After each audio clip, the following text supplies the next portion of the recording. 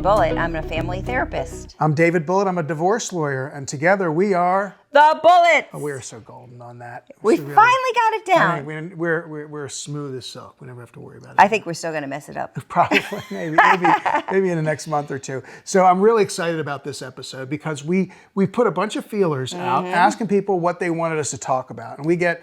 Every so often we hit a nerve, and this time we hit a nerve, and we got a ton of Facebook messages, direct messages on Instagram, emails, whatever, about middle-aged dating or dating the second time around. Yes. Right? So I'm very excited to talk about it. The problem was that we got so many questions that we can't do them all at once. But what we can do, this was my idea, I'm really feeling good about it. Yeah.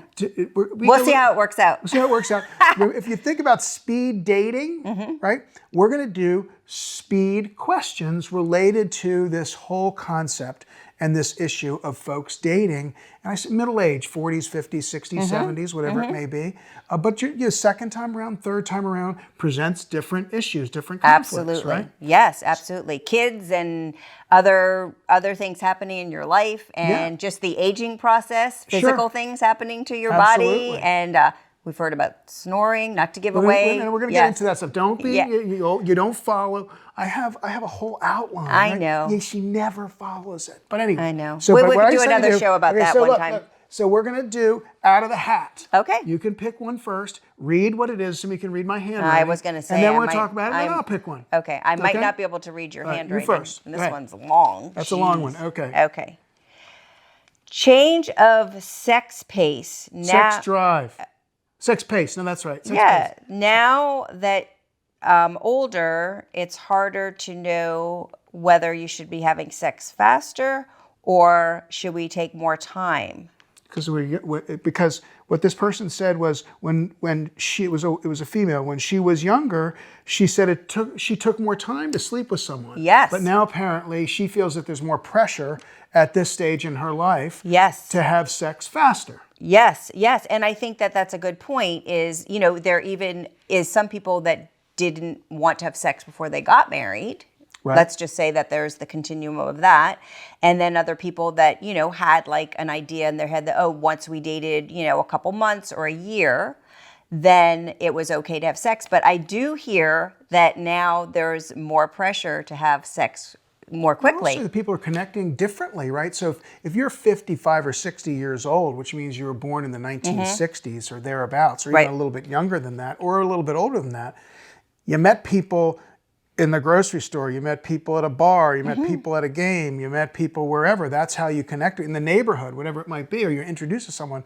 Now you've got all these apps, right? And we have people who are not all that tech savvy trying to use whatever they are, Bumble or whatever the heck they are. Hinge and all that stuff. So, so that I don't know. I think that is a big issue. But I think what you tell that person is you got to do what's comfortable for you. And if the person you're out with is pushing you to do something you don't want to do, you shouldn't do it. Yeah, absolutely. If that means you're not going to date that person for a longer period of time, and you take a breath and you go about your business and you do it the way, you handle your life the way you think you should. And I think that there is, even if you're using those dating apps, ways to communicate with the other person if you're looking just for hookup or you're looking for something more serious. So I would say that kind of goes along with it. It's getting to be the weekend. I'm looking for a hookup. I know you are. All right, next. Let's see. We got next. This is snoring and pooping. This is another woman who said it's just embarrassing. I don't know how I'm going to handle that. Right. Yeah. Okay, this is up your alley, not mine. Well, I don't snore, and everybody, first of all, everybody poops. Right. So what I would say about the snoring piece is it's kind of funny because snoring wasn't anything that you dealt with when you were younger. I mean, you didn't think about it. You didn't think about it, but now it is a big issue because I have several couples that are together that have to sleep apart because of the snoring. Yeah, and imagine if you're just starting a relationship, so when you're sleeping together, right, and you know that you snore. Yeah. And, and this person doesn't know that you snore. So you probably have to tell the person that you snore, and maybe you need a sleep study. Maybe you need to wear those strips, whatever, or maybe you need to bring your CPAP machine or whatever. Oh, God. But no, I think that's... So she's... The person's going to come they've been dating a month and they decided they're going to spend a Saturday night together. Yeah. And the guy wheels in his CPAP machine. Or the lady. Or the ladies use them too. That's a good one. Yeah, okay. I don't think you should bring your I think you should just say, listen, I snore. I do snore, and I hope it doesn't keep me And up here's piercing some these earplugs. But I look good when I'm snoring. Or that you get together and then you sleep like separately, or you go back to your place or something like that. You don't sleep. You just Do it. Do it. And then, or spend time together. Spend time together. Yeah. Snuggle. Yeah. And giddy up yeah. and down. And then the pooping thing is, like everybody first of all, everybody poops. I do think that there's doors on bathrooms for reasons. And even though we've been married 35 years, I don't want to see you pooping. No, and I don't want to see you because that definitely cuts away from the whole sexy thing. Right, exactly. So we shut the door and we have spray in there. And it's not like I don't know that you just pooped, because it smelled like spray or whatever. Let's move on from the poop. But anyway, everybody poops. Use the door. Don't be embarrassed. Be up front. Okay, your turn. You pick. Poop happens. We got a bunch of these, so we got to scooch through. Okay. Okay. Oh, work, kids, and no time to date. Yeah. So you're 50s, 60s, 40s, whatever it is. Yes. Your kids are teenagers. Yeah, or young even. Or young, and they've got things to do, and they take up your time. Yeah, and I think that that's one of the biggest issues that we hear from people is that they don't, they're trying to raise their kids sometimes as a single parent, and how do they even find time to go out and pretty themselves up and be nice and all those kinds of things. So no time to date. And I actually know people that have sort of put the dating process on hold while they raise their kids and pay attention to their kids, and then maybe later on when the kids are older, they start to want to date more. So really, I mean Most people, but there's some people that do that. Yes. They just say, listen, I'm focusing on my kids for the next 3 or 4 years. I don't have time to get in a but also sometimes it just happens. Run into somebody, if you meet somebody. Person, right? And so how do those people find? What do they do? What do you think you should tell them to do to find the time? I met you at the grocery store. In the cucumber section? The cucumber section, yeah. The big cucumber section. Medium cucumber section. Medium, average cucumber section. And I want to spend time with you. Yeah. But I got soccer. I got homework. Yeah. I got to work myself. By the time all that's done, it's 7:30, 8 o'clock at night. I don't have a babysitter. My kids don't like to be alone. How am I making that connection? I think you have to be very creative. I think you have to be very creative, and I've even seen couples that will try to get their kids on the same, visitation schedule with each other so that they have a weekend off and a weekend on, and that can be something that happens. But it may be that you don't get to spend as much time with the person that you want to, and you just have to, go with the quality versus the quantity. Well, also you could take advantage of technology, right? So, yes. So if you can't get out to see somebody, so do a FaceTime or do a Zoom thing. Yeah. It's not as personal, obviously, and you're not there, but you can chit chat, you can talk a little bit about stuff. Yeah. Stay connected. Yeah, that's a great idea. And I think that's one way to do it. And it's not minimizing it because we don't have to worry about it. I know where the cucumber section is, and you do too. but it's not easy, and I think you do have to be creative, and you have to if you really want to do it, you got to carve that time out. Right. We don't have time. We make time. Yes, that's another one of our great little sayings that you came up with. All right, let's see what's next. Oh, I'm so glad I picked this one. Okay. Men who don't know how to please a woman and don't care about a woman's orgasm. Apparently this is another person who says, there's a lot of these guys out there who don't know how to please a woman and don't care about a woman's orgasm. So I have one thing to say. That's very bad. Okay, very, very bad. Right. I have one thing to say. Okay, when I was a kid, you didn't know anything about this, right? You know the story. I won't say it too long, but I learned about what was going on down there by a guy who drew me a picture.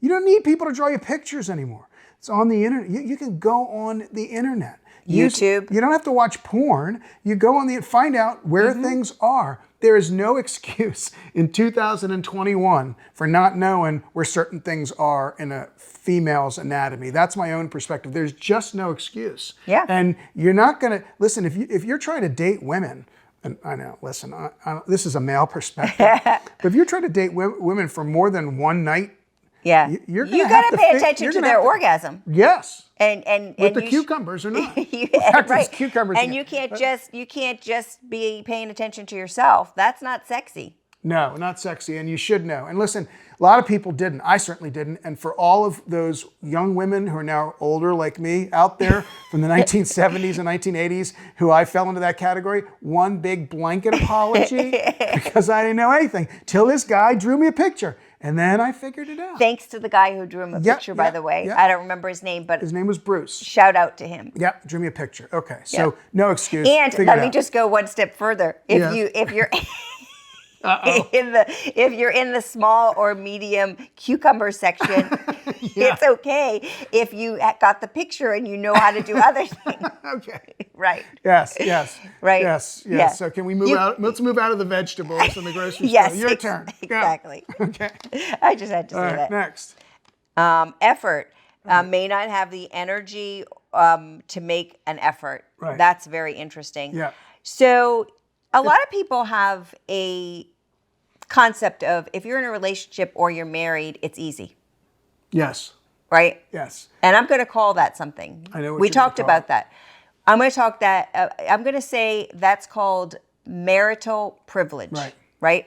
So you're in this relationship and you don't have to do much. It's handed to you and you're good to go. That's just not true. So this person that says may not have the energy or effort to make, you should be making effort in your relationship, whether you're married, single, or dating. And it's hard, but you have to do it. Yeah, and there's another one like this, so we're just going to deal with them both at the same time. Where this person commented that it's easy for married people, and that's in here, so we're not going to read that one or do that one again. It's easy for married people because they can just get up and go about their business. They don't need to look nice. They don't need to put on their sweats, and everything is on autopilot. Right. That is just like the guys who don't know how to take care of women. That is also so horribly off base, in my view.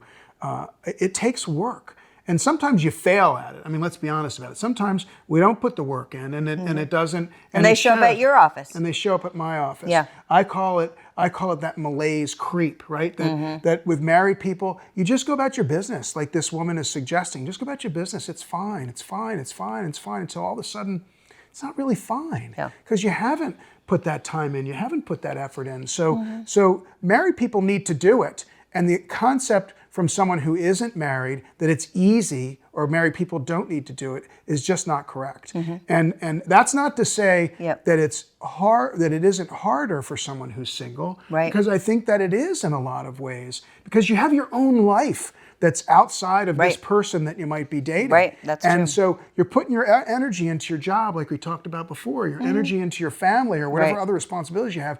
And now you got to put your energy into another bucket. But it's no different than if that person were living with you or were married. You still got to put that energy in. You just might have to do it in different ways. Yeah. And you may feel like you have to do a little bit more, Yeah, no, and I understand that. Yeah. I'm not trying to minimize it. So if you don't have the time or energy, then maybe you don't date for that moment. Right. And then maybe, you work on carving out some time to do it. It's like a hobby or something that you want to do, really making sure that you make it important in your life. Yep. Okay, good. All right, next. Let's see.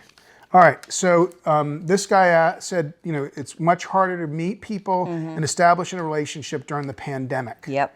Which is certainly true. Yeah, it was certainly dating for a lot of people went on absolute Yeah. screeching halt. Yeah. Actually, I kind of saw two things. There were people that just started to date that went all in and even moved in together and kind of I sort of speed relationship, sort of like an Instapot. I saw that with a lot of couples that were just beginning out, and that was kind of cool because you're gonna say whether it's going to work or not. It went pretty quickly. Right. And then other people weren't doing any dating. And I think that was really hard. No, it was hard. You're scared. People didn't know what to do. They weren't leaving their houses to get groceries. Every time a box was delivered or packaged to their houses, they're spraying it with all the sanitizer and all of that. So I can't even imagine. But people are ready now. Yeah, people are ready. And in a lot of ways. Yeah, but no, I think that people are starting to date, and it's kind of an exciting time. I think that those dating apps are really like very popular right now. I think they can be helpful. I mean, that's how people meet these days when people are too busy to go, go out to a bar or whatever. You look at people's photographs and you find out about them, and then you try to reach out and see if there's a connection or not. So I think those are good. But, The other thing that I want to say is, because I've worked with several people that have gotten sick of the dating apps because they just aren't finding good matches. And I think that it's sometimes a good idea to have people introduce people, and then there's some vetting process that happens. Right. And so, I mean, if you're, kind of like just over the dating apps, which can be frustrating and hard to use sometimes. Sure. And if you're not getting matched, or you keep on meeting people that have different desires than you of relationships, then maybe ask friends and tell people. We actually had an interview with the matchmaker, the dating. Yeah, that was great. The dating coach. There are services that you can use that will help you along the process of dating. We gotta zip through these. There's one that's gonna be a duplicate. So we may not do all of them. Okay. Not enough quality men. Yeah. Oh, this could go both ways, right? Yes. So, So one person that wrote to us, said that there wasn't good quality men, and quality is in the eyes of the beholder, right? Right. I mean, I had a client that I represent who said, "Do you know anybody who's 6'2" in great shape and over 60?" And I'm like, "Well, I know a 5'5" guy." I'm 5'11". Okay. And I'm not single. But I mean, the point is, you might have to, be flexible a little bit in what quality means. Yeah. I mean, I don't know. I mean, everybody has different viewpoints on what that is and what they're attracted to and so forth, and you can't change that. But there might be some. I mean, listen, there's not one person out there who's going to tick every box except for me and you. Right, but you're taken. I'm taken. So yeah. So I mean, I think you have to be more flexible and accept the fact that. Yeah. And by the way, it's no different than when you were 20. I mean, these guys are the same as they were then. They're just older. Yeah, but the difference might be is that it's also easier to kind of see their foibles, if you will, when they're older. Like if they're not taking care of their kids, or they talk poorly about their ex partner, then those are, kind of things that can be really disarming to people. So I think in some ways you're like getting, real information that might be helpful for later on. Okay, so I'm going to try to scooch through, because these people did ask us, and I don't want to leave them short. So how do you establish trust with somebody second time around, third time around, midlife? You've developed your own life, your own way of doing things. And maybe you got taken advantage of or beaten up the first. I mean, physically beaten up, but beaten up or physical, physical or mental, abuse. The first relationship or the second relationship, however many you've had, didn't work. You trusted somebody, and then you got hurt. So how did this is your bucket more than me. Yeah. Well, I think I would say to try to take things slowly. And also to do a little work on yourself. So are you, because of a bad relationship that you were in before, are you putting up a lot of walls? It's okay to have some walls, especially in the beginning of a relationship, but are you getting into a relationship and you are not giving that person a chance? And you kind of have to do the work on yourself. Right. To be able to to trust again, and that is a big one that I'm sure is a issue for a lot of people, both men and women, by the way. Okay, guys who want nonstop sex. I'm hoping these aren't the same guys that don't know what they're supposed to do. They might, because they're just going through fast and getting it done and getting what they want and moving on. I mean, again, I'm not sure how to answer this other than to say that whether you're a male or female who is seeing someone who wants nonstop sex and you don't, then you're going to have to express to them that's not what you're comfortable with. And if that means they go elsewhere, then that's what it means. And if that means you start again or you go back to the drawing board, so to speak, that's what you got to do. Yeah. I mean, I don't think every male out there, heterosexual, homosexual, or anything else, I don't think everybody out there wants sex all the time. I mean, there's different drives. We talked about it. But I mean, I think you got to respect yourself at the end of the day. And if you're not comfortable with whatever this person wants you to do, then you got to move on. Yeah. The other thing is, and I don't know if anybody asked this, but I know that there's sex dysfunction in relationships in middle age. Of course, like standardly, sometimes men and women have trouble wanting sex. When women go through menopause, they get, dry down there and sex is not that comfortable. And men, as they age, it's harder for them to sometimes, be ready and continue the act. With medicine for that. Well, but you may not want to take medicine. So what I'm saying is that there's more likely to be... I'm not even making any jokes. You should be so proud of me, because I am this so would be a proud great of you. place for me to make some jokes. Right, but what I'm saying to you is that dysfunction, sexual dysfunction in later relationships is an issue, and it's more frequent. Right. And you kind of have to talk about that or deal with that in some way. Again, I imagine there's some embarrassment on one side or the other. It requires some patience.